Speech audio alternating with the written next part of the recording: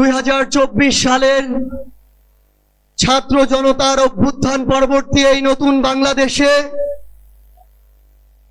বাংলাদেশ জামায়াত ইসলামী কর্তৃক আয়োজিত আজকের এই জাতীয় সমাবেশে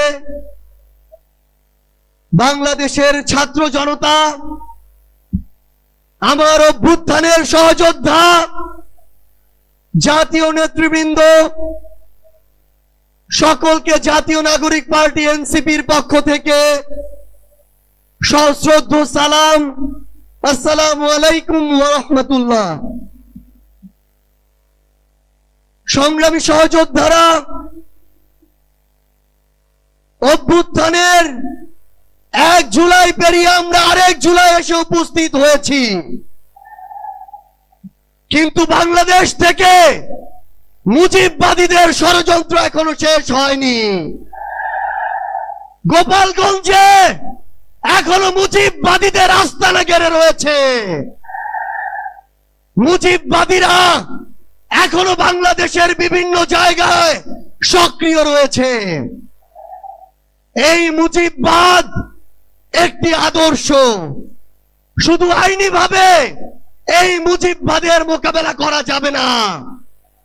আমাদেরকে অর্থনৈতিকভাবে, রাজনৈতিকভাবে, সাংস্কৃতিকভাবে এই মুজিববাদের কোমর ভেঙে দিতে হবে। আমাদের মধ্যে রাজনৈতিক মতপার্থক্য থাকতে পারে, কিন্তু এই মুজিববাদের প্রশ্নে, এই স্বৈরাচারের প্রশ্নে অভ্যুত্থানের সকল শক্তিকে ঐক্যবদ্ধ থাকতে হবে। সংগ্রামী সহযোদ্ধারা, এই বাংলাদেশে আবারও নতুন করে মুজিববাদী ভারতপন্থী শক্তিগুলো এখন সক্রিয় হচ্ছে।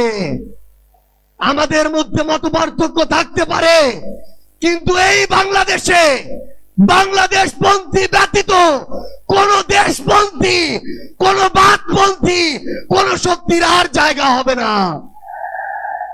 সংগ্রামী সহযোদ্ধারা, এই বাংলাদেশে আর ভারতীয় আধিপত্যবাদের জায়গা হতে দেয়া যাবে না।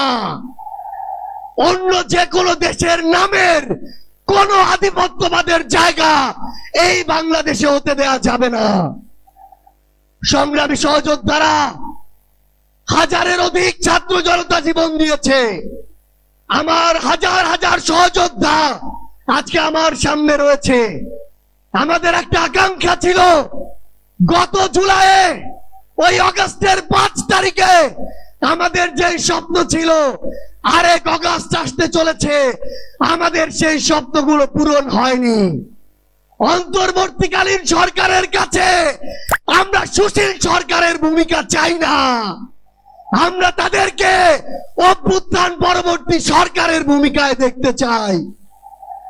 আমরা স্পষ্ট করে বলতে চাই, অভ্যুত্থান পরবর্তী বাংলাদেশে আমাদের বিচার লাগবে। এই বাংলাদেশে খুনি হাসিনার বিচার হতেই হবে। খুনি হাসিনার বিচারের রায় হতেই হবে। খুনি হাসিনার বিচারের রায়ের কার্যকর আমরা দেখতে চাই। আমরা স্পষ্ট করে বলতে চাই, এই বাংলাদেশে বিচার বিভাগকে কোন দলের বিচার বিভাগ হিসেবে আমরা দেখতে চাই না। আইন শৃঙ্খলা রক্ষাকারী বাহিনীকে ক্ষমতার তোষামত করা বাহিনী হিসাবে আমরা দেখতে চাই না। আমরা স্পষ্ট করে আপনাদেরকে বলি, 72-এর মুজিববাদী সংবিধানকে এক পাশে রেখে কোনদিন এই বাংলাদেশপন্থী বাংলাদেশ সম্ভব নয়। আমাদের নতুন সংবিধান লাগবে, আমাদের গণপরিষদ নির্বাচন লাগবে, আমাদের নারীদের অধিকার আমাদের নিশ্চিত করতে হবে, আমাদের সংখ্যালঘু ভাই বোনদের অধিকার আমাদের নিশ্চিত করতে হবে। আমরা 1947 সালের উপনিবেশ বিরোধী যে আকাঙ্ক্ষা, 71-এর স্বাধীনতার যে আকাঙ্ক্ষা, 24-এর মুক্তির যে আকাঙ্ক্ষা, সেই আকাঙ্ক্ষাকে ধারণ করে ঐক্যবদ্ধভাবে আমাদের আগামীর বাংলাদেশ গড়তে হবে। আমরা স্পষ্ট করে সর্বশেষ একটি কথা বলে যাই, ফ্যাসিস্ট বিরোধী 24-এর শক্তি আমাদের ঐক্যবদ্ধ থাকতে হবে। তবে ঐক্যবদ্ধ মানে এই নয় যে আমরা কারো অন্ধভাবে দালালি করব।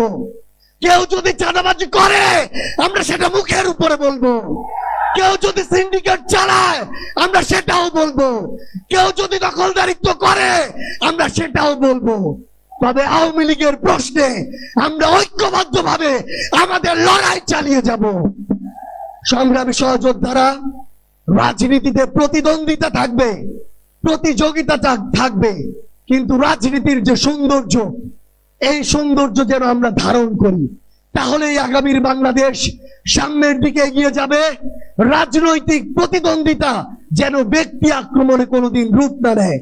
ইনশাআল্লাহ ফ্যাসিস্ট বিরোধী 24 শক্তি ঐক্যবদ্ধভাবে আমরা আগামীর বাংলাদেশ গড়ে তুলবো। আপনাদের সাথে আমাদের আবারও দেখা হবে লড়াইয়ের রাজপথে অথবা বিজয়ে। ইনকিলাব জিন্দাবাদ।